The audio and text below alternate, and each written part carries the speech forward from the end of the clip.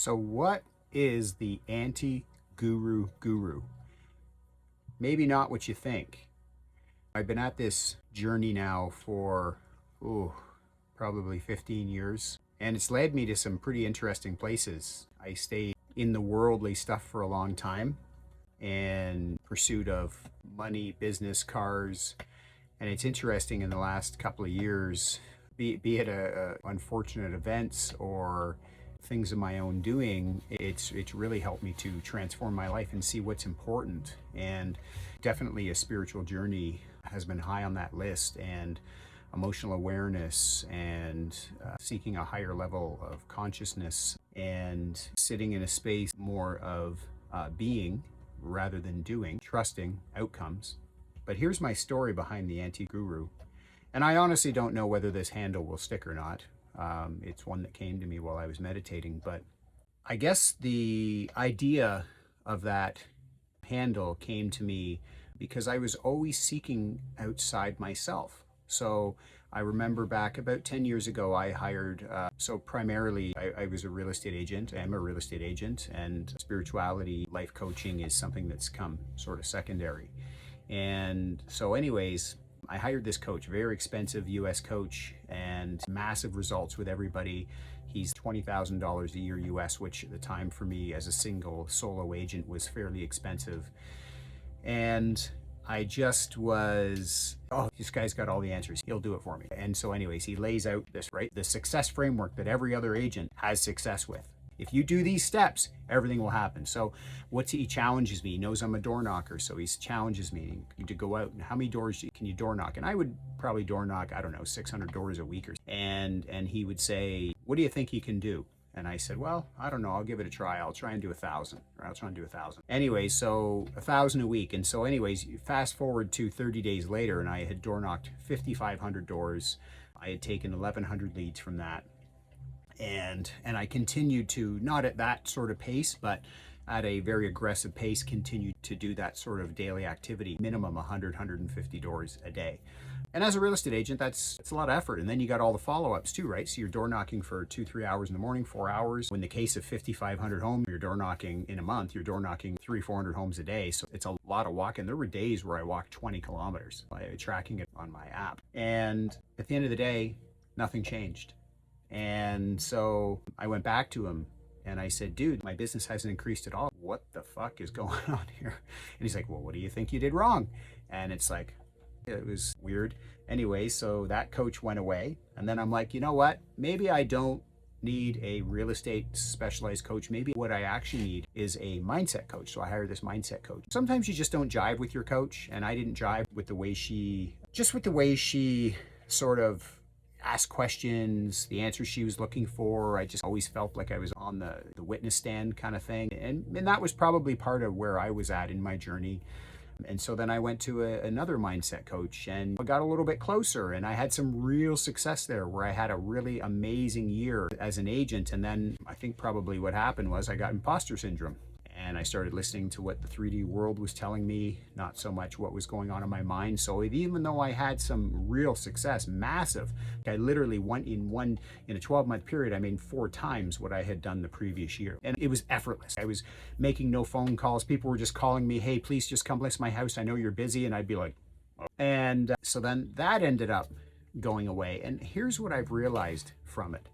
The anti-guru, I was always looking at other people. So then I would move from to coach. They had the answers. Oh, this person got this success from it. Great. Well, then I got to go here. And this person got this success, so I got to go here. But at the end of the day, you know where the success is? Up here and in here. That's where the success is. And that's what I realized.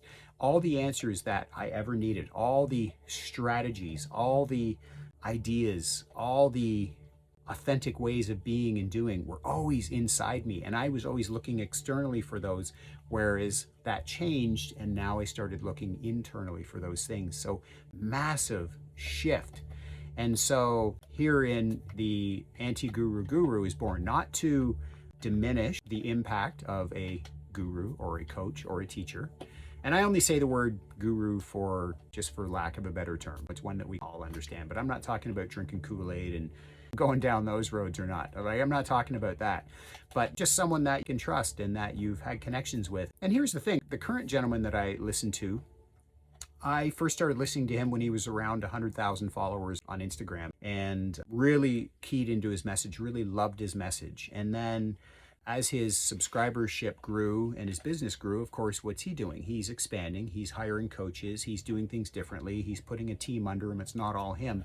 And so it gets to a point where it's like, when I've had one-on-ones with this individual, and he's extremely perceptive and intuitive and bright, and actually, in a different way, in a much larger way, went through a very similar thing to me, chasing money, chasing possessions, chasing dreams, chasing materialism, and found out that he had to lose it all, which I'll go into in later videos, but had to lose it all to actually gain that peace of mind. And that restart wasn't a step back, it was actually a step forward, but it was a step forward in that beingness of who you actually want to be, into that authentic self, and who you desire to show the world, right?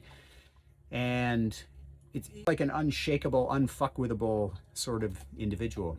And so anyways, as his subscribership grew, you couldn't get one-on-one messages with him anymore.